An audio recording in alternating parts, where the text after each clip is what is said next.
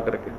तो यहाँ क्या बताना चाहते हैं कि एक सतनाम की कीमत इतनी है, जिस विधि से हम बताते हैं तुम कितने साहूकार बन जाओगे। सतनाम एक पालड़े रंग होरी हो, 14 लोक चढ़ावे राम रंग होरी हो, 3 लोक पास्यंग धरे रंग होरी हो, भाई तो न तुला तुलाया राम रंग होरी हो। तो भी वो पलड़ा भारी रहेगा। कौन सा? जो एक श्वास उस श्वास का सिमरण है।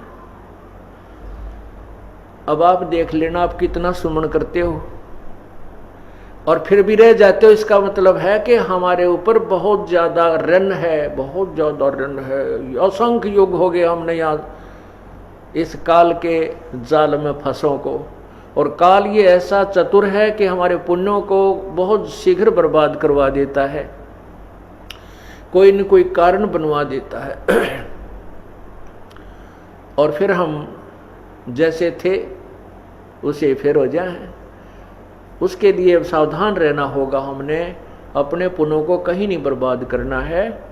घड़ी डिमांड भी ना करनी चाहिए परमात्मा से, मन ये दे दे, मेरा ये हो जा, 2 कोठी हो जाए, एक और बना लूँ, ये भगवान एक छोरा का और थोड़ा प्लाट मिल जाए। हम यही तंग मांगते रह जाते हैं। नहीं, परमात्मा से आप मोक्ष, भक्ति और मोक्ष मांगिए, और भक्ति में ये सब अपने आप मिल जाएंगी जिनकी आप अलग से डिमांड करते हो।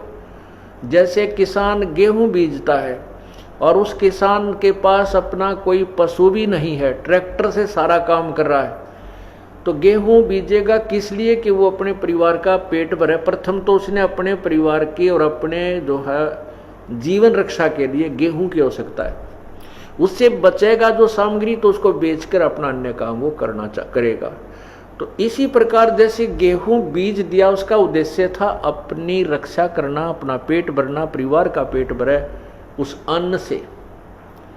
लेकिन गेहूं वो अन्न बनने से पहले भूसा पहले बनता है। वो भूसा जो बनता है, तूड़ा, वो पशुओं का चारा तो फ्री में बनता है, धक्के तो बने अपने आप बनता है। वो तो बाई प्रोडक्ट है उसका, किसका? कनक का, गेहूं का। इसी प्रकार यदि हम मोक्ष उद्देश्य से भक्ति मांगते हैं प्रभु से, तो उस भक्ति के अंदर यहाँ के तुमने जो ठाठ बाट की आवश्यकता है वो तो आप मिलेंगे, बिना मांगे मिलेंगे। वो तो भूसा है यहाँ का। कोई बात नहीं, अभी ज्ञान नहीं है क्योंकि हम बहुत सताए हुए हैं दुखों के। तो उसके लिए कुछ तो परमात्मा अपने आशीर्वाद से तुम्हें एडवांस लाभ दे देता ताकि आपकी श्रद्धा कबीर परमेश्वर में बने कि ये भगवान है।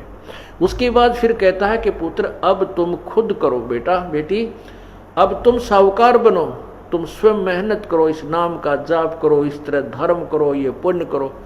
तो जैसे कोई ज़्यादा कहता है मुझे ऐसी तकलीफ है, मैं ऐसा है, तो हम कहते हैं तुम एक हवन के लिए, ज्योति के लिए संकल्प करो।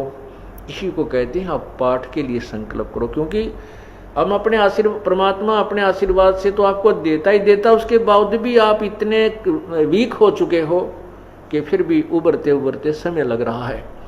तो उसको कवर करने के लिए वो आपको बताया जाता है कि ऐसा कर दीजिए।